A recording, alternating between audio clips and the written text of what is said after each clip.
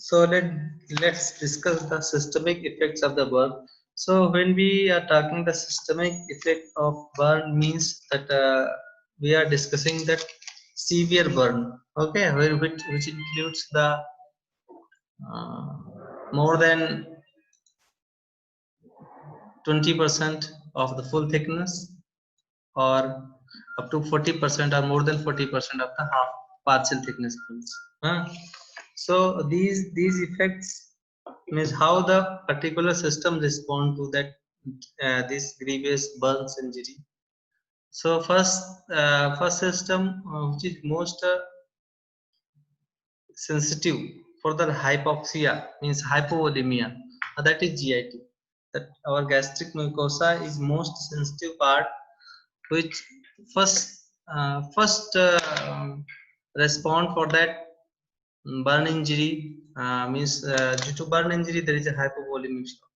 Okay, so the hypovolemia affect the GIT as the GIT, the lining means that gastric mucosa goes into the hypoxia, and this is the first tissue in our body which went into the ischemia. Okay, so later on, first that gastric mucosa goes into the ischemic, and later on this ischemia develops the ulcers. Okay, so gastric ulcers, duodenal ulcers, and later on that the colon means intestine, large intestine or small intestine also affects by developing the focal ischemic lesions. That and later on that paralytic ileus may be present in that in burn cases.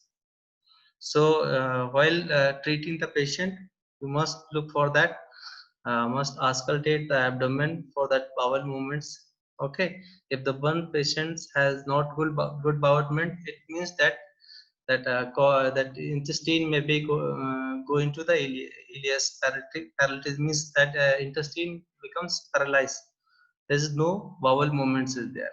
So that means there may be collection may be there inside that gastric juices may be collect because it's not going forward. So later on patient may have the vomiting that may lead to the aspiratory pneumonia. So that may be the fatal and dangerous. Okay, so these are that systemic effects which happen in the burn patient in the GIT, that gastric ischemic lesion. Later on that gastric ulcers may develop in the duodenum, in the stomach, as well as maybe the paralytic ileus may develop, and in some severe cases that colon mucosa may be ulcerate and may lead to the perforation also. Okay, so these things may be happen. Second is the liver. Liver is also affects in the severe cases. There are few ischemic lesions, some focal ischemic lesions may be seen in the severe burn cases, just like that. In the yellow fevers there are some ischemic lesions, nodular lesions are appear in the livers. In the yellow fevers, uh, that calls the concealment bodies. So these concealment bodies may also present in the case of the severe burn patients. Next is the heart.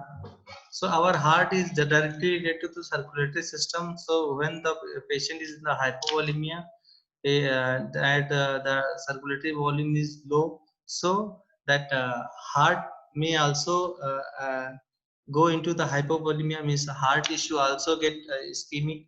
So and later on ischemia may be develop into the infarction. So patient may go into the myocardial infarction, as well as some in electrical bulbs patient may go into the cardiac arrest also, due to that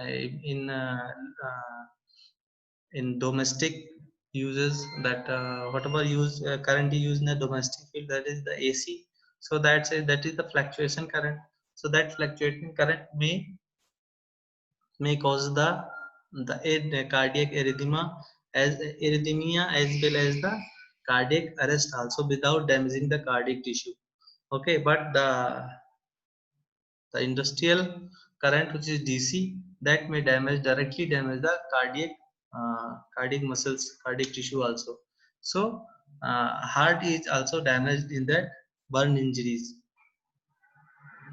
The most effect on the kidney is due to the hypoperfusion. That hypoperfusion leads to the oliguria and later on anuria, means the acute kidney failure. So, and some other causes of the kidney damages are the due to the hemolysis. I told you in a previous lecture, there is the hemolysis may happen in the severe burn cases due to the high concentration of the hemoglobin and due to the high concentration of the blood. So that hemolysis releases so much that uh, blood pigments, that the hemochrome in the blood, that hemochrome may be damage the uh, kidney and that renal parenchyma, and so the kidney may be damaged, the renal parenchyma may be damaged, the kidney tissue may be damaged. That may lead to the hemoglobinuria also, means that hemoglobin in the urine. Okay, and later on that may develop the oliguria and anuria. So patient may die with the uremia because of the kidney failure. Next is the lungs. So lungs are affected when there may be the direct injury of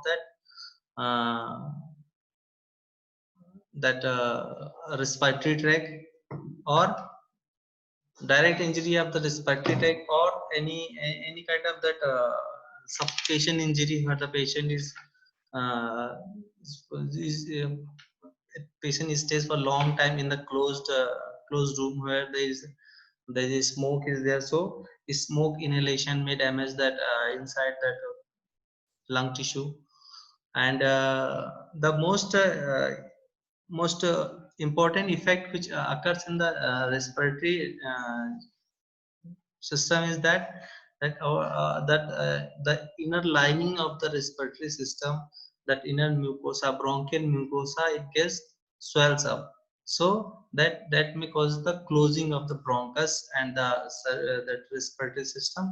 So patients may develop that sign of that hypoxia. Patient and that may have not that breathing is not proper, oxygen exchange is not proper. Okay, so these things may be having, or sometimes there may be direct injury of that patient may inhale so much hot air or hot steam, so that may damage that uh, upper respiratory tract, and that may cause the edema, so the closing of the bronchus. So that may also damage that respiratory system. And last, the nervous system. So nervous system is very not very commonly involved, but if the patient is of the severe burn injury remains hypoxic for the means remains in the hypovolemia longer time, so that may goes into the delirium or that coma also. Okay, so these symptoms may be present of the nervous system, that patients may have that due to the fear, patient may be go to the anaphylactic shock also. So nervous system may also, but maybe the severe pain may be also may cause the patient to forced to go into that anaphylactic shock, and that other neurological symptoms may be appear. Or sometime when the patient is there, suppose in the burn injury patient get injured, suppose a patient due to a strong force of that AC current, that may causes that fracture of the vertebrae, or that may cause that nervous system involvement. So they maybe so that's why we are discussing these things, because if we have any patient of the severe burn, then we must examine all these system very closely. Okay, and we should respond, we should also um, uh, record the or the look after the proper response of the resuscitation on these symptoms also. So we can uh, observe, we should observe the patient for the response of the treatment also. So next come to the management of the burn. So the complete management we should discuss in the 3 points. First and foremost is the treatment of the shock. That is the most important thing that happens in the burn patient. First thing is the shock. Second thing is the general treatment of the patients other than shock, and third is the local treatment. Okay.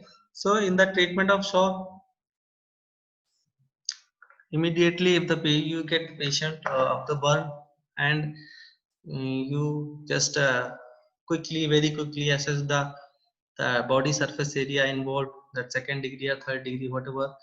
So the second degree burn of the more than 15% in the adult and more than 10% in the children must require the fluid resuscitations. Okay, so fluid resuscitation we already discussed the which kind of fluid, the shocks in the lecture of the shock we already has discussed the which fluid should be given.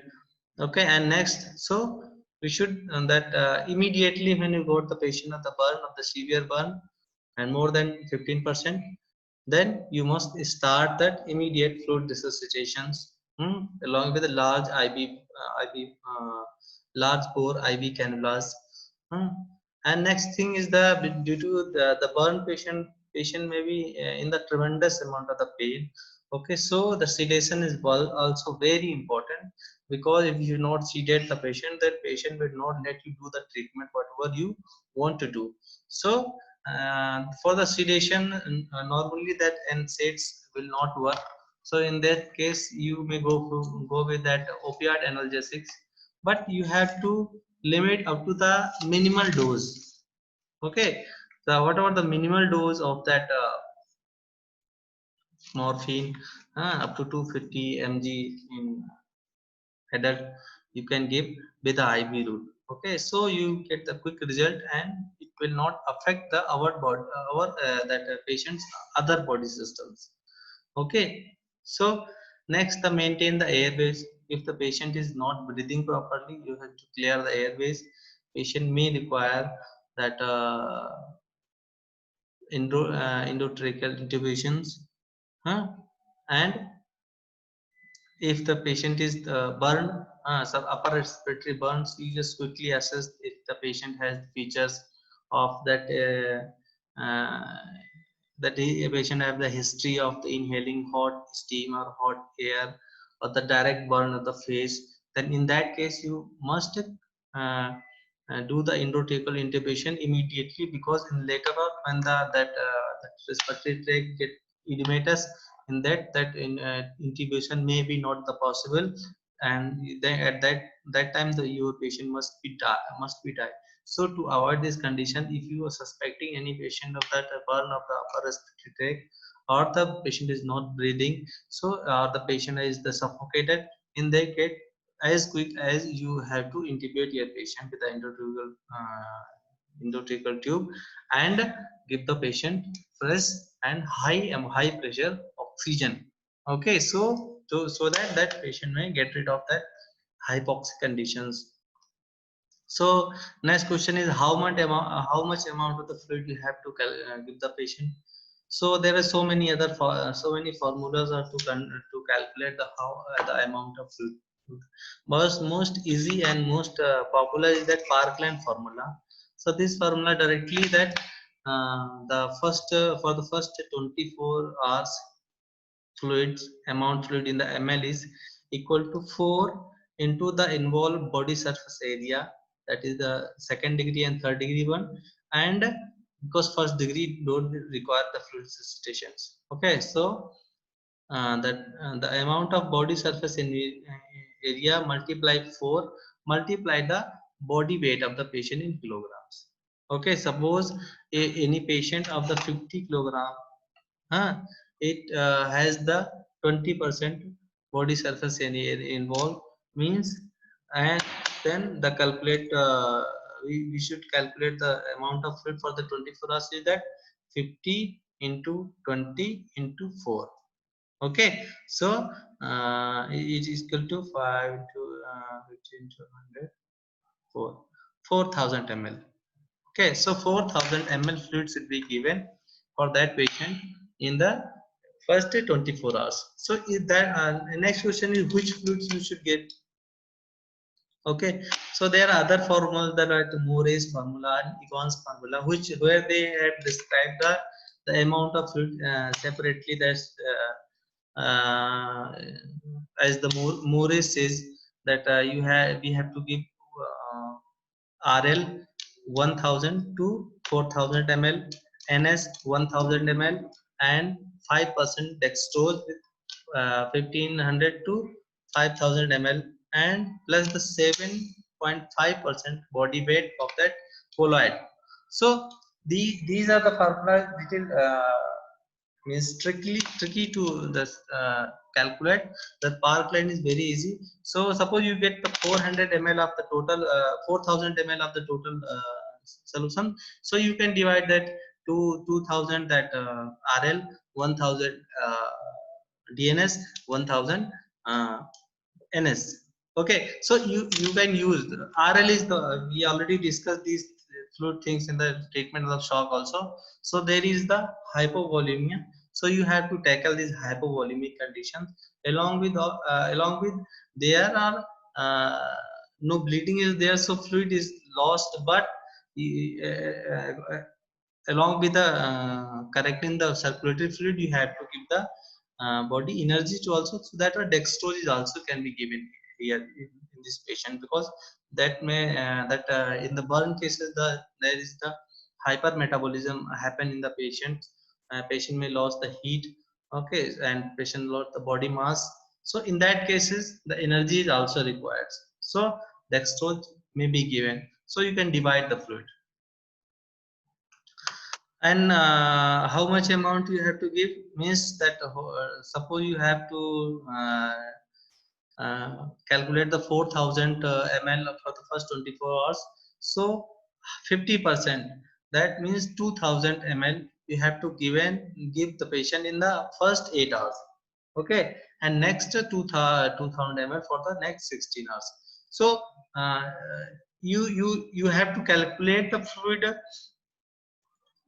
and the hours also from the at the time of burn, not at the time when patient reached to it. Suppose a patient get burn injury at 7 a.m. morning, and you get the patient as 12 afternoon or 1 p.m. means there is a say 6 hour later, means only 8 hours, 6 hours na? So only within first 2 hours you have to give the 50% of the solution. You understand my point? Means that time of calculation should be given first at the time of the burn, not at the time of the attending the patient. When patient comes to you, you have to start that means consider patient the first 8 hours. Okay, the first 8 hours, if the patient already have wasted 5-6 hours in his or her house, then whatever the hours remaining, you have to give 50% solution in that remaining times. Okay, so that the body that infusion requires, we already discussed, is more than 50%, and then more than 20%, 15 to 20% body surface area of the full thickness, or more than 40% area of the body surface area in the partial thickness of the burn. Okay, so the treatment of shock is the first and foremost things which you have to done in the patient of the burn injury to save the life of the patients. Okay, because if you are not correcting the shock, then we already discussed so many complications may occur in the systemic level also. So next come to general treatments. So the general treatments require that first thing, that is the analgesia, that can be achieved by the sedations. We already discussed. You can give the IV, opioid analgesics for the first to 4 5 days. When the patient gets settled, the patient gets stable, and then you can give the oral medications. And the tetanus prophylaxis must be given to the patient, because that there is so much raw area in our body that is open. Oh, and the tetanus bacteria is in the environment, so the patient get infection of the tetanus. So to get rid of that, you must give that 0.5 ml of that tetanus toxide IM route. And you must protect your patient from the secondary infection, so you have to give the prophylactic antibiotics. So any broad spectrum antibiotics, including gram negative and gram positive, both type of the covers. You must give the and as well as you may give some antimicrobial, it's like metronidazole also. So full prophylactic cover of the antimicrobial or antibiotics must be given to the patients. Next thing is the nutritional support is also very much required, because due to the burn injury, patient is going to that hypermetabolism. His VMR is raised, so he required so much energy also in that time. So up to that 2000 calories, the requirement of the human body, adult human body in the normal life. So at least 2000 calories you must have to give to the patient. If the patient is not able to feed orally, then you must give with the NG tube. With the NG tube, you must give that parental with that nutritional fluid in the form of that liquid. You must infiltrate with the nasogastric tube. But when you are giving to the nasogastric tube, then you must examine the patient's that bowel sounds, and that bowel movement is, if the movement is not there, it means the patient may be the in uh, your patient may be in the paralytic illness. In that case, you must not give that NG tube feeding. Okay, so before giving the feeding, you must examine that bowel sounds and bowel movements. You must assess the bowel movements. Next thing is the gastric decompression, which is very important thing. This if the patient is a burn, your patient is not taking any fluid, and there is a continuous that gastric juices are secreted in the stomach. So in that case, that there may be collection of that juices. So you, for the decompression of these gastric gases are also there. That's why the NG tube intubation is very much essential in the severe burn case. There is the two purpose. First, for the gastric decompression also, you can suck out the excessive gastric juices. Okay, so that it protect the patient for developing the that gastric ulcers as well as the duodenal ulcers. So you can, and that may cause later on that gastric perforation. So you can protect your patient from the gastric ulcerations, as well as you have to that nasogastric intubation may used for that nutritional support also. If the patient has any kind of the gastric complications, then you have to also tackle these complications. That one complication is that paralytic ileus. So for that, to combat the complications, you have to give that gastric decompression one thing. And the patient must be orally nil. Okay, so later on, when do you resuscitate your patient, then that later on that enteric mucosa when get enough fluid, then it will start, that movement starts. As well as that you must give that proton pump inhibitors, as well as some H2 blockers, so that that reduces the gastric secretions, so that gastric ulceration may be prevented. And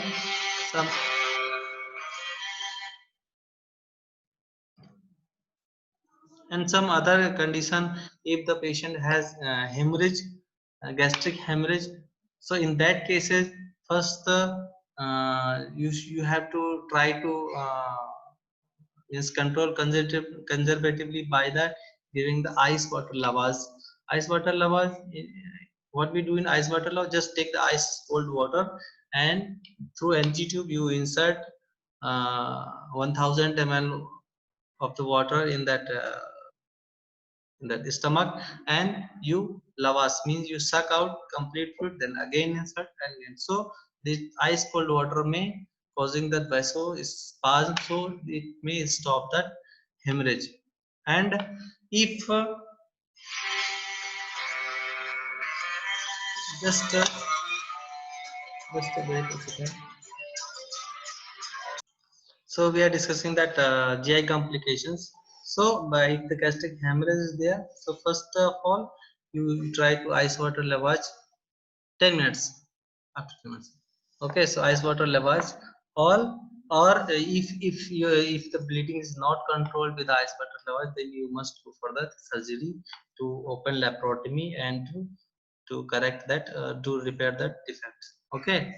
And next thing is that including the general treatment, that is sclerotomy or fasciotomy. So these things are very important. Means if the patient has circumferential burn in any part, just like in limbs or chest or in the abdomen. Circumferential means whole circumference. Huh? Means suppose my hand is burned circumferentially, means anterior, posterior, lateral, all the sides.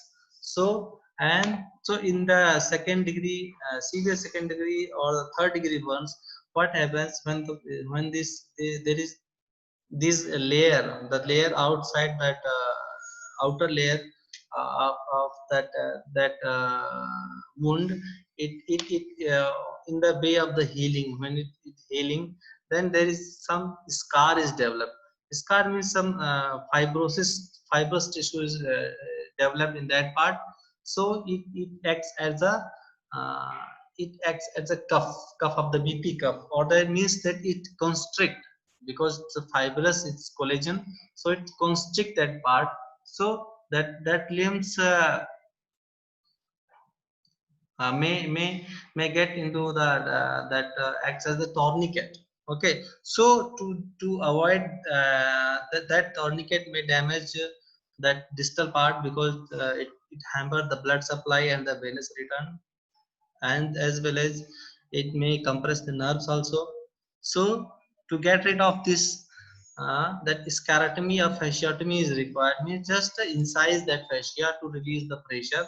So this is required in that you can see that incision, you can see that incision here, here and here, means the part of the surfaces where the incision are given to relieve the pressure. So these fasciotomy and sclerotomy, if the sclerotomy is just a superficial incision in the that is scar, if that decompression is not happen even of the sclerotomy, then you can make the incision little deeper to inside the deep fascia, that cause the fasciotomy. Okay, so this is required in the circumferential second or third degree burn of that limbs as well as the chest. If the chest is get a scar, big scar, and means the circumferential burn happens in the chest, so the so much compression is there, patient may not able to breathe.